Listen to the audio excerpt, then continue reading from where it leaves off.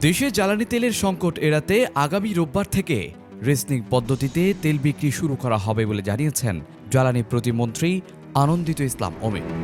এ বিষয়ে শীঘ্রই দেশের সব পেট্রোল পাম্পে লিখিত নির্দেশনা পাঠানো হবে বলেও তিনি জানান। শুক্রবার 6 মার্চ রাজধানীর পরিবাগ এলাকার একটি পেট্রোল পাম্প পরিদর্শন শেষে সাংবাদিকদের সঙ্গে আলাপকালে তিনি তথ্য জানান। প্রতিমন্ত্রী বলেন, চলমান যুদ্ধ ব্যবস্থার কারণে মানুষের মধ্যে কিছুটা উদ্বেগ তৈরি হওয়াটা স্বাভাবিক, তবে জ্বালানি তেল নিয়ে আতঙ্কিত হওয়ার কোনো কারণ নেই বলে তিনি আশ্বস্ত করেন। তার ভাষ্য অনুযায়ী দেশে বর্তমান পর্যাপ্ত জ্বালানি তেলের মজুত রয়েছে।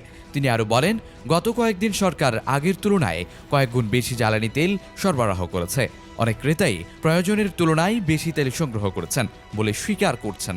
এ ধরনের আতঙ্ক কাটিয়ে ওঠার জন্য সবাইকে সচেতন থাকার আহ্বান জানান তিনি। প্রতিমন্ত্রী আরও বলেন, আন্তর্জাতিক বাজারে জ্বালানি তেলের দাম অস্বাভাবিকভাবে বেড়ে যাওয়ায় দেশের উপর চাপ তৈরি হয়েছে, তাই পরিস্থিতি সামাল দিতে সময়ের প্রয়োজন রয়েছে। সরকার চেষ্টা করছে যাতে তেলের দাম না বাড়ে, তবে প্রয়োজনের পরিস্থিতি জনগণকে জানিয়ে পরবর্তী সিদ্ধান্ত নেওয়া হবে। একই সঙ্গে তিনি এ বিষয়ে দেশবাসীর সহযোগিতা ও সমর্থন কামনা করেন।